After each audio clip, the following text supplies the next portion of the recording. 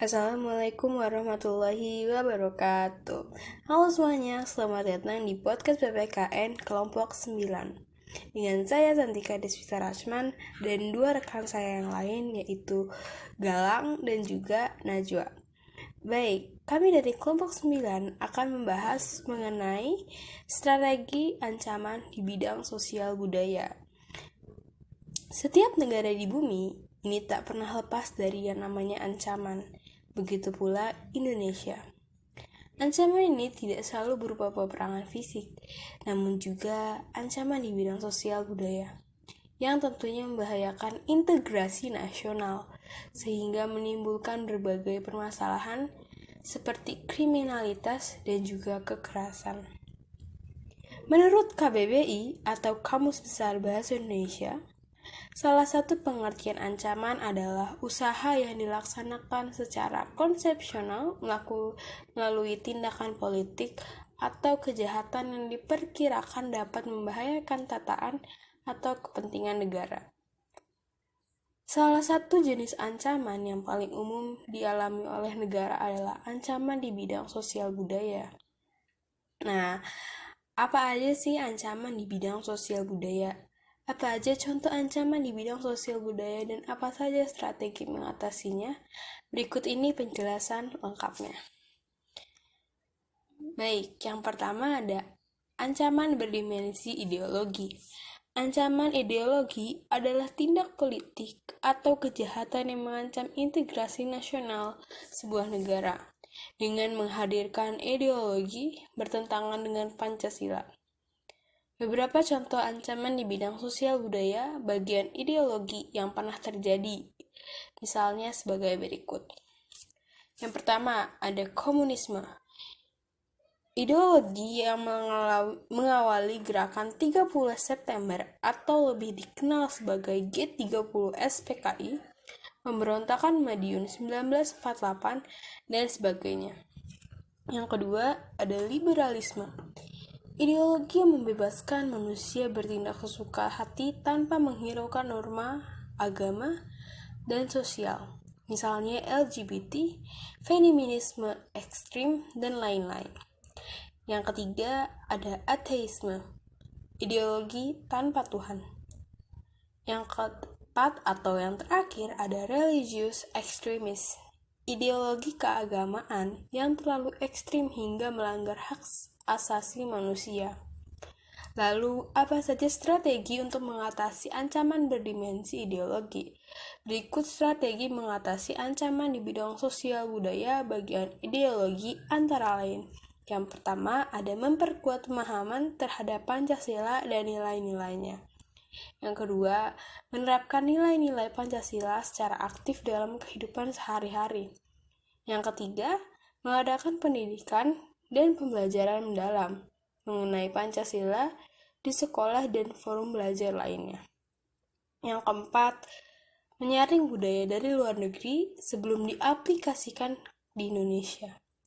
Dan yang kelima atau yang terakhir adalah meningkatkan rasa kecintaan serta nasionalisme terhadap Pancasila.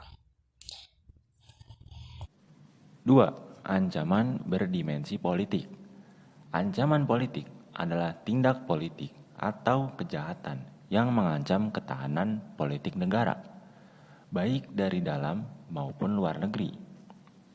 Beberapa contoh ancaman di bidang sosial budaya bagian politik, misalnya 1. Upaya makar atau kudeta pemerintahan yang sah. 2. Terorisme internasional. 3. Separatisme atau perang saudara. 4. Disintegrasi wilayah kedaulatan. 5. Korupsi, kolusi, dan nepotisme atau KKN. 6. Penyadapan oleh unsur non-pemerintah terhadap pemerintahan sah. Dan yang terakhir, campur tangan dari unsur non-pemerintah terhadap urusan-urusan politik yang vital. Lalu, cara mengatasi ancaman di bidang sosial budaya bagian politik antara lain 1. Meningkatkan pengawasan dan tindak hukum terhadap unsur pemerintah agar tidak melakukan KKN. 2. Meningkatkan pengawasan dan tindak hukum terhadap unsur non-pemerintah yang akan dan atau telah terbukti melakukan tindakan membahayakan politik. 3. Memberi akses seluas-luasnya bagi masyarakat untuk mengawasi dan menuntut unsur-unsur yang berpotensi memberikan ancaman politik. Keempat, meningkatkan literasi politik atau political literacy masyarakat. Dan terakhir, mendidik masyarakat agar tidak mudah terhasut atau mempercayai hoaks, terutama yang berpotensi mengadu domba. Lalu yang ketiga, ada ancaman berdimensi ekonomi. Ancaman ekonomi adalah masalah, tindakan, atau peristiwa yang berpotensi mengancam stabilitas ekonomi suatu negara. Berdasarkan asalnya, ada dua jenis ancaman ekonomi, yaitu ancaman dari dalam atau internal dan luar negeri atau eksternal. Sementara itu, berdasarkan sumber kejadian, ancaman ekonomi terbagi menjadi ancaman ekonomi sengaja dan tidak disengaja. Beberapa contoh ancaman berdimensi ekonomi antara lain sebagai berikut. 1. Ancaman dari luar negeri, misalnya naiknya harga minyak, perang besar, Great Recession, dan sebagainya. 2. Inflasi. 3. Pengangguran. 4. Kemiskinan. 5. Ketidakseimbangan raca hutang negara. 6. Kesalahan pengambilan keputusan ekonomi. 7. Daya saing negara yang rendah. Lalu terdapat beberapa strategi mengatasi ancaman di bidang sosial budaya berdimensi ekonomi, yaitu 1. Meningkatkan taraf pendidikan dan pelatihan masyarakat secara merata dan sesuai kebutuhan industri. 2. Memperbanyak lapangan pekerjaan. 3. Memastikan kebijakan ekonomi berjalan dengan baik. Dan keempat, menyusun strategi ekonomi guna menghadapi ancaman-ancaman ekonomi potensial di masa depan. 4. Ancaman terorientasi kebudayaan.